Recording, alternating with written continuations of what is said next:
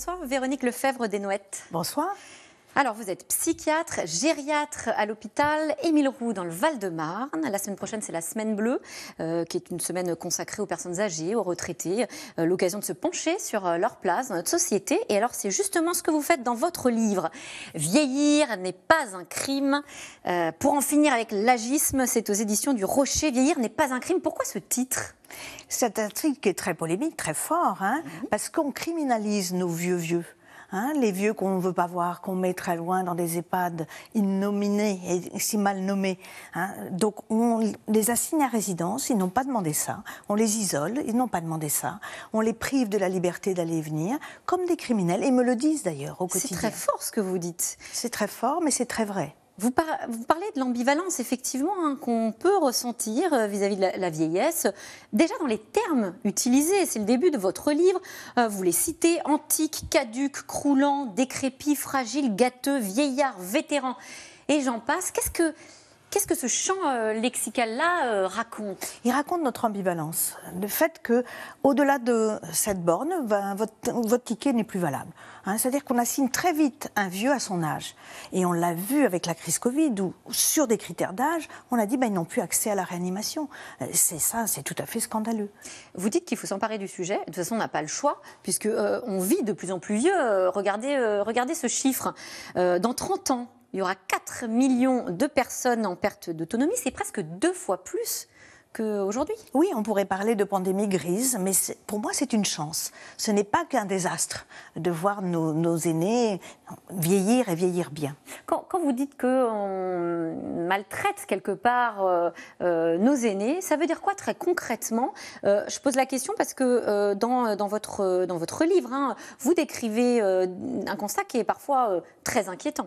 Alors, la maltraitance est souvent plus à domicile que dans les institutions, mais elle n'est pas de même nature. C'est-à-dire qu'on maltraite par négligence. On n'entend plus un cri. On ne va plus changer une personne qui le demande. On ne l'amène plus aux toilettes. On ne lui donne pas à manger aux heures où elle souhaiterait manger. C'est-à-dire que c'est à la personne âgée de s'adapter à l'institution et non pas l'inverse, ce qui est quand même dommage. Vous parlez d'atteinte à la liberté, oui. À la limite de la maltraitance parfois, mais est-ce que vous avez déjà assisté à des scènes qui vous ont frappé ? Bien sûr, j'ai assisté à des scènes qui m'ont frappée, c'est-à-dire, je vous dis, on n'entend plus la sonnette.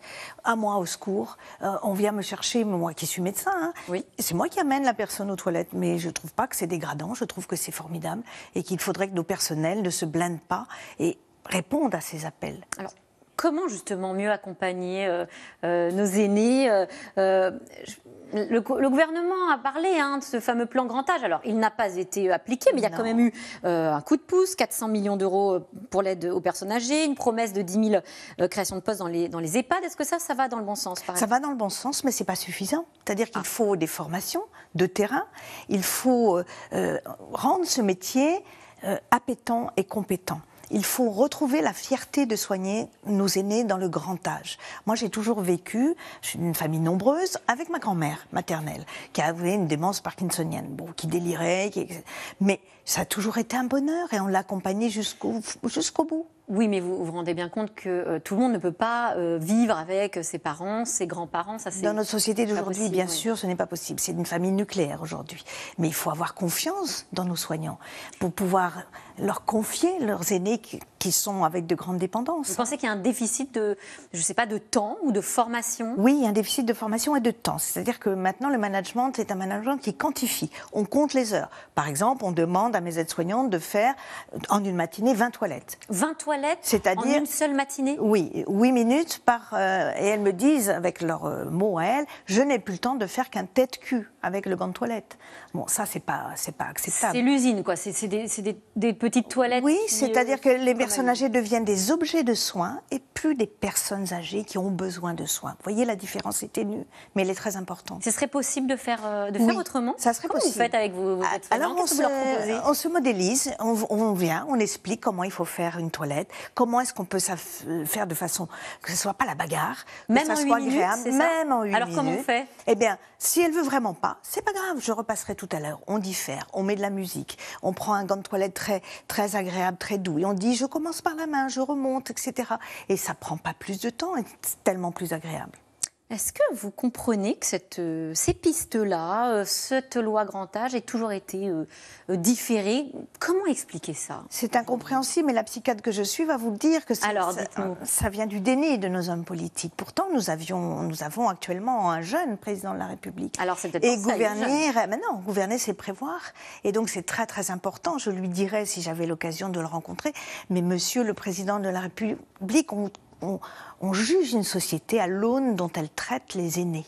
Et il ne faut pas oublier, puisque nous avons un président de la République littéraire, que ce que disait Victor Hugo, dans l'œil du jeune homme, on voit une flamme, mais dans l'œil du vieillard, on voit de la lumière. Alors, dans moins de 10 ans, 30% de la population aura plus de 60 ans. Ça veut dire que...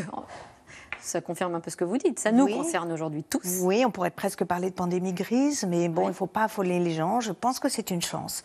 Parce qu'on a la chance de pouvoir bien vieillir. Alors, comment on fait justement pour bien vieillir? Vous avez des pistes, hein, alors certaines un peu drôlatiques dans votre livre, j'en cite quelques-unes. Créer une Grey Pride, un défilé de seniors fiers d'avoir les cheveux gris. Bon, changer le nom des EHPAD parce que vous trouvez ça absolument moche. Ah oui, parce que EHPAD, ça ne veut rien dire. Hein. E, c'est un établissement, c'est neutre. Et H, hébergement. On est hébergé chez des amis ou dans un gîte, mais pas dans une maison de retraite ou de repos. Et puis le D de dépendance, on n'est pas dépendant de façon globale. On peut être dépendant pour une tâche et pas pour l'autre. Alors on repense un peu ces maisons de retraite, justement. Oui, on les repense dans leur dénomination et puis dans le fait qu'il faut des petites structures. Il faut abandonner le modèle des 80-120 pensionnaires dans une EHPAD. Il faut de la colocation, de l'intergénérationnel, des petites résidences partagées dans les cœurs de ville. Et aussi former la société à changer de regard sur nos aînés. Alors justement, dans ce changement de regard, pour une fin de vie aussi plus heureuse, il y a la question de la sexualité des personnes âgées que vous abordez et qui doit être prise en compte, dites-vous. C'est un peu le tabou ultime. C'est le tabou ultime, surtout dans un service de soins. Hein. Il n'est pas question, c'est pas un bésodrome, disent les aides-soignantes, mais non, moi non plus, je veux pas que ce soit un bésodrome. Par contre, je veux qu'on donne les conditions de possibilité, si des couples se nouent, de pouvoir avoir une sexualité épanouie comme ils le souhaitent. Donc c'est un accompagnement que l'on propose, et je forme les personnels à ne pas avoir un œil moraliste. Hein. C'est pas le cas aujourd'hui, c'est pas possible d'avoir une histoire d'amour si on le souhaite. Non, c'est pas le cas encore, c'est pas assez. Qu'est-ce qu'il faudrait faire? Ce qu'il faudrait faire, c'est des chambres d'accueil avec des codes sociaux sur la porte comme un hôtel, des moments privilégiés. Occupés.